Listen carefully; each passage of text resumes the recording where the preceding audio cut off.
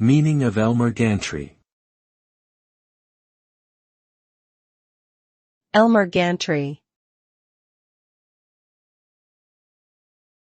Elmer Gantry. Elmer Gantry. Elmer Gantry. Elmer Gantry is the title of a novel by Sinclair Lewis, published in 1927.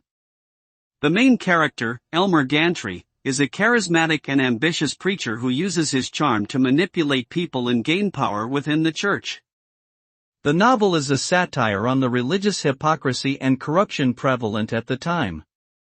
It won the Pulitzer Prize for Fiction in 1928 and was later adapted into a successful film starring Burt Lancaster. Overall, Elmer Gantry exposes the dangers of blindly following charismatic leaders and the corruptible nature of organized religion.